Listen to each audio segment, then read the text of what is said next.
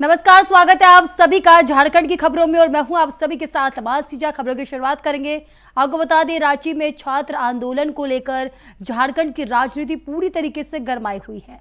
तो वहीं इसी बीच बीजेपी प्रवक्ता प्रतुल शाहदेव ने हेमंत सोरेन सरकार पर छात्रों की आवाज दबाने का आरोप लगाया है। उन्होंने कहा कि छात्र आंदोलन के मुद्दे पर सरकार का दाव पूरी तरीके से उलट पड़ गया है। इस दौरान क्या कुछ कहा, सुनिए। देखिए, छात्र आंदोलन से पूरे तरीके से बैकफुट पे आ गई हेमंत सरकार। नया नैरेटिव रचने की कोशिश करी है। छात्र आंदोलन में इनकी जगह घसाई हुई थी साहब। छात्रों पे लाठियां बरसाई गई थी, छात्रों पे जेएमएम के कार्यकर्ताओं ने हमला किया, पुलिस देखती रही। और तो और जेएमएम की नेत्री ने, माफ कीजिएगा, जेएमएम की नेत्री ने उनके ऊपर छेड़खानी का केस कर दिया 20-22 साल के बच्चों पे। तो अब एक नया नैरेटिव रच रहे हैं ये एमएमडीआरए एक्ट के संशोधन का। अब मुख्यमंत्री को बताना चाहिए। ये कहते हैं जेएमएम के लोग कि हमारे जो महिलाओं को स्टाइपेंड देने की योजना है, मैया सम्मान योजना और अबू आवास योजना, गरीबों का आवास, ये बीजेपी जानकर डिस्टर्ब करना चाह रही है ये सेस को हटाकर। भाई, ये दोनों योजनाएं तो आपने सेस लेने से पहले ही चालू कर दी थी। सेस तो आपने 2025 में लेना शुरू किया, जब से सुप्रीम कोर्ट का जुलाई 2024 में जजमेंट आया था। उसके बाद अबुआ आवास योजना तो 2023 से चल रहा है। उस समय तो सेस नहीं था, फिर भी आपने बजट का प्रोविजन किया था। 2024 में मैया समान योजना चल रही है, उस समय सेस नहीं था, फिर भी आपने बजट का प्रावधान किया था। और अब देखिए, कोयला का जो यहाँ सेस लगता है वो पिछले 1.5 वर्षों में 100 रुपये से बढ़ के 450 हो गया, और पड़ोसी राज्यों में इसकी बहुत कम प्राइसिंग। तो आप बताएं, कोई भी जो कंपनी है वो महंगे प्रोडक्ट को सेम क्वालिटी का क्यों खरीदेगी। और दूसरी बात मैं आपको बता रहा हूँ, आयरन ओर पे 750 रुपये का ये राज्य सरकार सेस लगाती है, वो भी इंफीरियर क्वालिटी का आयरन ओर पे। बगल के उड़ीसा में 18 रुपये है। तो जब कॉस्ट प्रोडक्शन का बढ़ जाएगा और प्रोडक्शन के साथ वहीं बता दें आपको, रांची में छात्र आंदोलन, एफआईआर और बीजेपी के समर्थन को लेकर सियासत तेज होती हुई नजर आ रही है। तो वहीं से बीच जेएमएम प्रवक्ता मनोज पांडे ने पूरे मामले पर पार्टी का पक्ष रखा है। उन्होंने छात्र आंदोलन को लेकर उठ रहे सवालों और बीजेपी के समर्थन पर प्रतिक्रिया देते हुए कहा कि मामले को राजनीतिक रंग देने की कोशिश की जा रही है। इस दौरान क्या कुछ कहा, सुनिए। दंड कहिए तो करे, इसमें कौन रोका, कौन है? लोकतंत्र है, अपनी बातों को रखना चाहिए लोकतांत्रिक तरीके से। इसमें कोई सरकार थोड़े बल प्रयोग करके रोकेगी या कुछ वैसी बात होगी। ये तो डेमोक्रेसी है। अपनी बातों को आंदोलन के माध्यम से, लोकतांत्रिक तरीकों के माध्यम से रखना ही चाहिए। देखिए, जो उदंडता करेंगे, कानून अपना काम करेगी, सरकार का उससे कोई लेना देना नहीं। छात्र वर्ड बोल के दिग्भ्रमित करने का प्रयास ना करें, सभी लोगों से आग्रह है। उसमें छात्र नाम मात्र के हैं, दिग्भ्रमित छात्र हैं, कोचिंग संचालक और बीजेवाईएम और विद्यार्थी परिषद के लोग हैं। अगर वो कानून को हाथ में लेंगे, अनर्गल भाषा का प्रयोग करेंगे, अमर्यादित बातें बोलेंगे, तो स्वतः स्फूर्त आक्रोश स्वाभाविक है। आप जो जिस तरह की भाषा का प्रयोग, जो कोचिंग संचालक जो नेता बना हुआ है, जिसको भाजपा फंडिंग कर रही है, उनकी भाषा शायद आप लोगों ने देखा है कि नहीं। मैं चाहूंगा एक बार आपको सुना दूं। ले लीजिए इसको बढ़िया। जितना बहुत जरूरी है। अब कुछ लोगों तो हमने सोच लिया है कि अगर आपको ज्यादा बकचोदी कर उसको पटक के मारेंगे, बता दे रहे हैं। पटक के मारेंगे। मुझे पता है कि ये बहुत हार्ड है, ये स्टेटमेंट मैं दे रहा हूँ, लेकिन कुछ लोग इतना बदतमीजी बोलता रहा है कि कुछ लोग अगर नहीं सुधरे तो हम लोग सब लोग पटक के मारेंगे। पटक के मारेंगे। सुन लिया आपने? ऐसे लोगों के पीछे ही भाजपा, इनके पीछे आके राजनीति कर रही है, ऐसे उदंड और बदतमीज लोग। तो राष्ट्रीय पार्टी है, इनका चाल चेहरा चरित्र देख लीजिए। कानून अपना काम करता है, सरकार को इससे कोई लेना देना नहीं। विधि व्यवस्था बनाए रखने के लिए जिला प्रशासन जो भी उचित समझेगा करेगा। बीजेपी लगातार छात्रों के साथ पैकिंग कर रही है, लगातार वही नजर डालते अगली खबर की बता दें, जमशेदपुर में श्रावण महोत्सव का भव्य आयोजन किया गया, जिसमें हजारों की संख्या में श्रद्धालु शामिल हुए। पूरे आयोजन स्थल पर भक्तिमय माहौल देखने को मिला तो और भगवान शिव के जयकारों से वातावरण पूरी तरीके से गूंज उठा।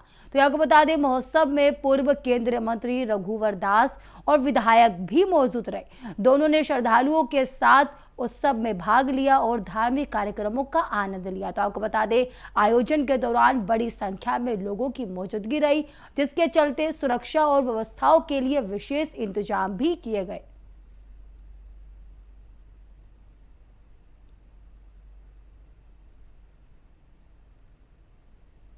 वही नजर डालते अगली खबर की बता दी आपको, बोकारो के चास नगर निगम क्षेत्र में ITI मोड़ के पास कचरे का अबाल सफाई व्यवस्था पर पोल खोल रहा है।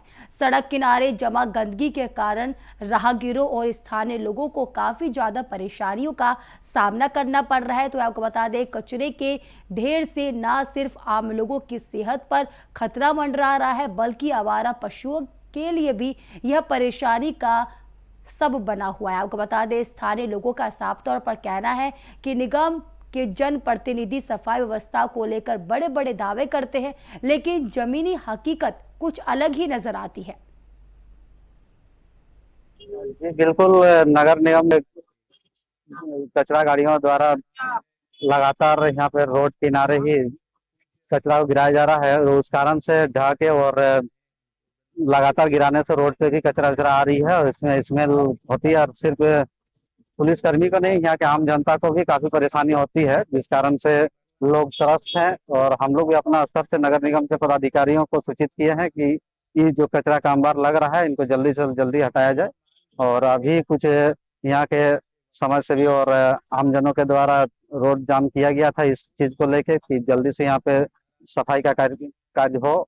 और हम लोगों ने अपना स्तर से सभी लोगों को समझा बुझा के जाम को अभी क्लियर कराए हैं और नगर निगम को सूचित किए हैं। नगर निगम के द्वारा आश्वासन तो अभी दिया गया है फिलहाल, और उनका प्लान भी चल रहा है फिलहाल। रोड कचरा से रोड को जाम कर दिया जा रहा है, NH को जाम कर दिया जा रहा है। जी, बात कितना गंभीर समस्या है ये। जी बिल्कुल गंभीर समस्या है, लोगों को तो परेशानी हो रही है। और इसमें हम लोग अवगत कराए हैं, विभाग को अवगत कराए हैं, और लोग अपना काम के लिए अपना आश्वासन भी दिए।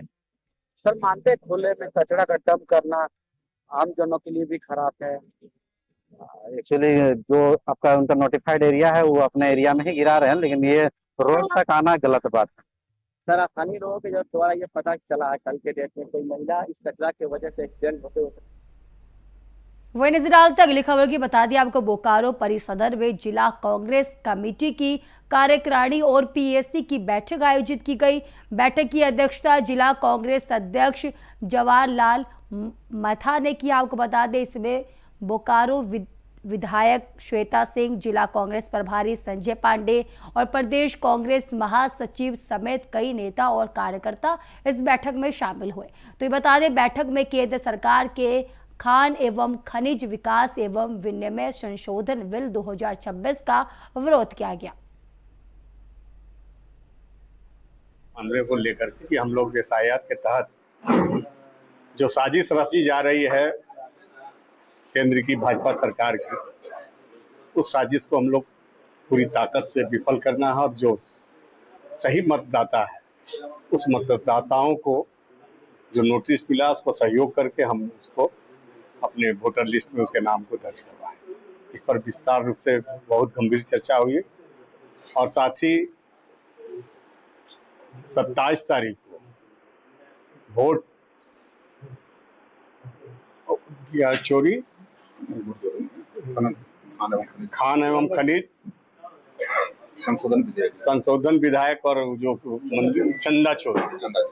चंदा चोरी को लेकर के सारे पदाधिकारियों से, प्रखंड अध्यक्ष से कि 27 तारीख को मुख्यालय में, बोकारो के मुख्यालय में चंदा चोरी और ये जो काला कानून लाया गया है अडानी और अंबानी को लाभ पहुंचाने के लिए केंद्र सरकार के द्वारा, इसके विरोध में हम लोग धरना प्रदर्शन पूरी ताकत से, और जो हम लोग अपने प्रखंड तक ले जाएंगे, प्रखंड स्तरीय भी धरना प्रदर्शन किया जाएगा। इसके बाद मुद्दे पर परिचर्चा हुआ है। जो संगठन सशक्तिकरण के बारे में जो बूथ स्तर पर हमारे कार्यकर्ता कैसे मजबूत हों, बूथ लेवल एजेंट हमारा कैसे मजबूत हों, हमारे प्रखंड अध्यक्ष, मंडल अध्यक्ष कैसे हमारे संगठन मजबूत हो, इस पर पूरी तरह से पूरी पर चर्चा सब पर हुई है और संतोषजनक बहुत अच्छा चर्चा हुई। दूसरा था खान एवं खनिज संशोधन विधेयक 2026 जो आया है, इसके बारे में प्रदेश के तरफ से जो हम लोग को दिशा निर्देश मिला है, उस दिशा निर्देश के तहत हम 27 तारीख को पूरी कांग्रेस पार्टी जिला स्तर पर विशाल धारणा और प्रदर्शन का कार्यक्रम करेगी और 7 तारीख को रांची में राज्यपाल भवन का घेराव होगा। उस पर भी पूरी तरह से चर्चा हुई और बहुत संतोषजनक चर्चा हुई है। SIR की समीक्षा जो पूरे बोकारो जिला में 71,063 आदमी को जो नोटिस किया। तो फिलहाल झारखंड की खबरों में बस इतना ही। तब तक के लिए देश और दुनिया की तमाम खबरों के लिए देखते रहिए इंडिया न्यूज़। नमस्कार।